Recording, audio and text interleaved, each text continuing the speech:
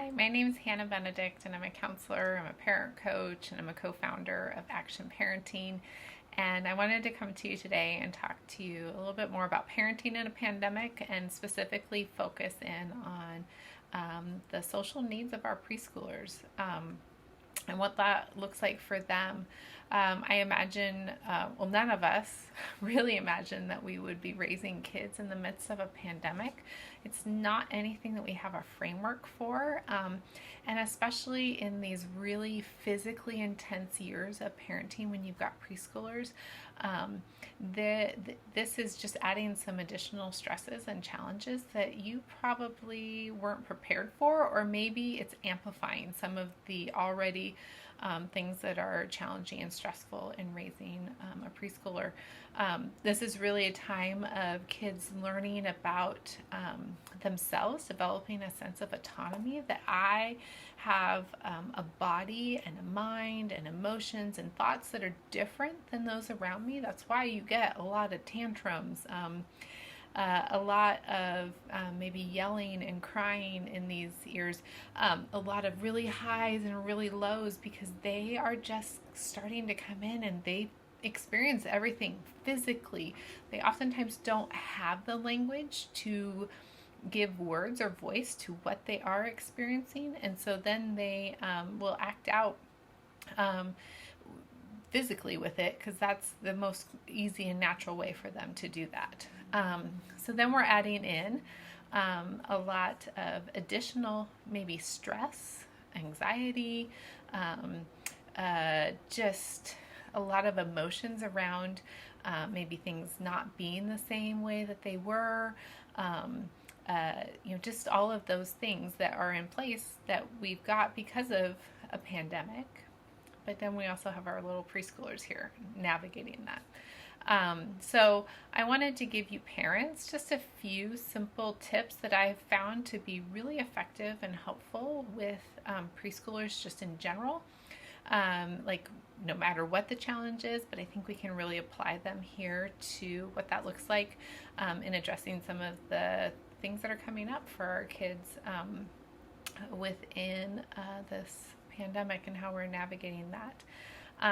So I think one of the big things to recognize is that socially, we are all going to have different experiences just based on where we live, who's in our community, whether we're home most of the time or we're working or whatever that looks like.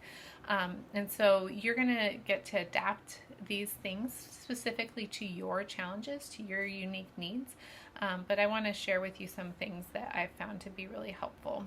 So the very first thing is use story. Think about it. Most preschoolers love story. I used to teach preschool, and a lot of times I could pull out a book and I could get even my most active kids to calm down or to be involved in that story somehow. Maybe I even created some actions to suck those kids in. But then as a teacher, I would listen, and even as a parent of preschoolers many years ago, I would listen to my kids as they were playing, and it's all through story. The bad guy's coming, and they're going to, to get him, and they're gonna save the day. Like there's all sorts of story that they're creating. So we're going to use that story to help create stories inside of them that they can use when they encounter challenging situations. So for example, let's say that you are going to go and play with some, like have a play date, okay? And you are going to, and as part of that play date is you want to get the kids together, but you also are being very mindful of social distancing guidelines and things. So you have a small group wearing masks. There are people that you've seen frequently, they're in your little cohort, but you have preschoolers who you're trying to teach social distancing to, and I don't know about you, but most preschoolers are pretty like in each other's space. And so how do you teach that to them? And you can use story to do that. So right before you are going to go, you're going to use a story like, hey, we're going to go play with friends today. It's going to be so much fun. We're going to wear our face masks and keep our hands and our bodies to ourselves to keep us and our friends safe. If somebody gets in your space, you can say in your big, strong words, move away. And if they don't move away, then you can move away. And if they keep following you, then you can come get me for help and I will help you. But if we're going to have so much fun. And then you would repeat that a couple times to them. Right before you got there, so it's fresh in their mind so that they have access to that story and you're giving them the language to deal with it. So rather than having somebody get into their space and then they freak out or get scared or they shove them because they're like, get out of my space, you're not supposed to be there. They have some language. Now, they may do those things, and that's okay because we're learning. And so you can address it and like, hey, I saw what you were doing. You were trying to get them out of your space. Do you remember we talked about that you had some big, strong words that you could use? Do you remember what those words might be? Oh yeah, move away. Yeah, so next time let's practice using those words instead. So we're teaching in that. The next thing, so number 1, use the power of story. Number 2, offer choices. I often hear parents, when I'm working with parents, say, but I do use choices, Hannah, and it's just not working. You can offer choices. So you can do, somebody will say like, I've been offering them like a choice of what they're going to wear.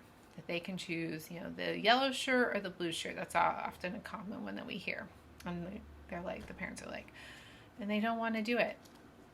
So you can do that, and if that works for your kid, that's great. A lot of times it does help in that, do you want to wear your red shoes or your blue shoes instead of put your shoes on? See, I didn't even go there. I just said, hey, we're going out. Are you wearing blue shoes or, green shoes today? And then they will automatically, I'm going to wear my green shoes, and off they go. That oftentimes works. But another way to give choice is to, let's say it's your evening, and they're like, I don't want to go to bed. That's not an option. You're going to bed. But you can give the choice to, do you want to read stories first or brush your teeth first? You can give, them a sense of control. Because a lot of times what we're dealing with is that our kids have had a lot of things happen where a lot of normalcy, things that they felt maybe like they had some control over, have been taken away. If we want, we can give them a piece of control back into that by giving them a sense of, are you going to eat your veggies first, or are you going to eat your sandwich first? So that giving them, like, empowering them that way. And I'm going to just jump back right there with choices. I could go on and on. I've done some trainings and workshops for parents on just specifically choices. There's a lot of things that can go into that to making it really effective.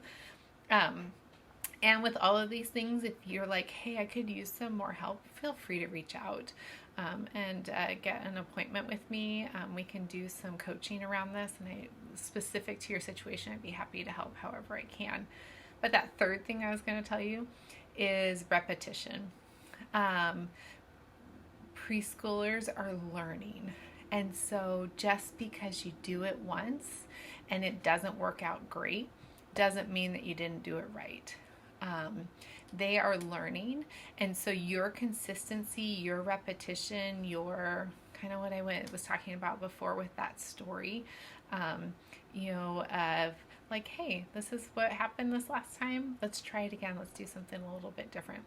That repetition can be really, really important and really, really helpful in this time, especially when a lot of things are changing. The more consistency that you can keep within how you're showing up and what they're getting through you, that can be really helpful. So use the power of story, offer choices, and be consistent with all of these things. I feel like I could keep going and going and going and giving you tons of information, and you might see some more stuff later on down the road here.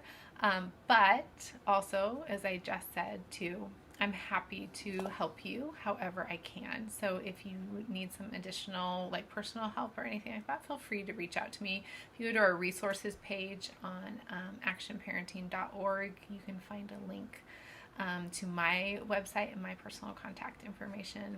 I'd be happy to work with you. And if not, the other thing too, download our our course, Parenting in a Pandemic. It's free for you, and it's got some great tools and tips for not just surviving but thriving through the pandemic. There's things that you can do no matter the age of your kids, whether you've got littles at home or up to the really big. So I look forward to connecting with each one of you, and yeah, I'll see you later.